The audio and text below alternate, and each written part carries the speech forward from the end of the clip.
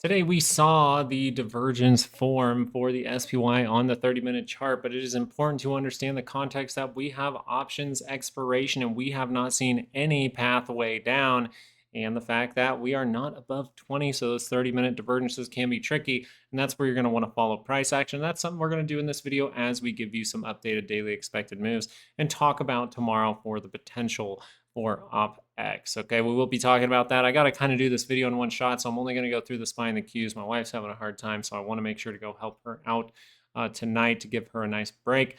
But Patreon members, make sure that you check Patreon later tonight because we will have the daily expected moves and the second standard deviation for tomorrow posted for you. Okay, if you want to join Patreon, hey, the link's down there in the description. Okay, so the one thing that we were talking about, one of the things we were actually talking about for the SPY right at the end of the stream was, see, now we can make daily expected moves and we can see if the daily expected moves call out the price point of 595 that we've been kind of looking at. And look at this, 595.78 to the upside. So this means if we are going to see that kind of squeeze moment, and I'm kind of looking at this from the hourly chart perspective in case we do make like a touch of this and see some divergence forming here, because this is where you're outside of the monthly move, excuse me. You're outside of the monthly move at that point, which means take your foot extremely off the gas, and tagging a dotted purple line like this throughout the week is a big deal. I will leave that there for the time being, but this means that from the price action in here, we were noticing the 30-minute divergence and we were saying, hey, but OPEX, I think that they really showed their hand and they want to squeeze this thing in OPEX. So if you're going to get some kind of opportunity that's not going to be able to go down to here, well, be looking for a retest. And today you got the breakout type moment. You retested, and this is where we were talking about this for the Qs. If we are going to see some kind of rug pull, if something crazy happens, hey, still pay attention to that downside move towards 585.14. How the SPY breaks down from here is it loses this low, reacts back into it, and then we see that thing roll back to the downside. That is the exact opposite of what you saw today. Just so you are aware, you have made the pathway higher.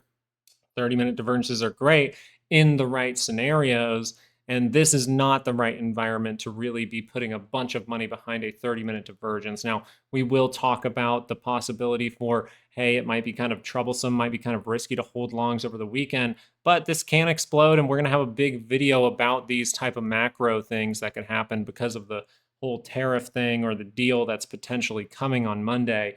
We will be going over the bigger timeframes on Saturday, so make sure you're with us for that tomorrow, or sorry, on Saturday. We will be live tomorrow morning, and that's where I wanted to go look at the Qs, because the Qs are actually over the monthly expected move. So this is just a risky play to start off, but the Qs were really, really good to us today, as far as giving us the dip into the end of the day that we were talking about live. And I told you guys I was going to kind of buy with my eyes closed at that level, and that's exactly what I ended up doing. This is not the type of play that I would normally take, but I wanted to kind of put my money where my mouth is, and I think we are going to see this leak up to what? Well, we talked about 525, and we talked about 525 being a critical level, and we also talked about it on the stream, and then we said if we see a daily expected move there, that'd be a great place to pay attention. So what you most likely will see tomorrow is some kind of decent sized move in the morning, and then you're going to see maybe a slight retest, and you're just going to do this kind of price action over here. If we go into the 5-minute chart real quick for the Qs, as we look at 525.34, daily expected move calling it out, bottom side move, 513.16, that's not what you want to happen, right? You don't want to see that. That's bad. You want to see this make the new high, retest in this area, and then start to do that little stagger move to the upside throughout the day. Kind of like we did here, nice big move up, and then we stagger throughout the day. I think you could see kind of something like this, though, where you test for a moment, then you start to do that staggering type move. But, we're kind of nitpicking at this point. For the most part, what we wanted to show off here was using the zone, right? Using actual price action instead of paying attention to the 30-minute rejection divergence on the Qs. Just looking for, hey, we showed the direction higher. If it wants to go higher, it should see support somewhere right around here, or at least in the top part of the zone.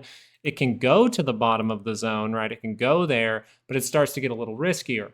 So we want to see it tag that middle, and this is exactly right on that, I believe it was 517, pretty much on the dot was where I just said, okay, I'm going for it, and now we're going to see if we get that squeeze to happen throughout Friday, where this could take you at, I would say, all the way into the end of the day. I'm not expecting to hit this level until the end of the day, okay? So I just wanted to point that out. If we're hitting it early on in the day, We'll be looking at it live tomorrow morning. Let's put it that way.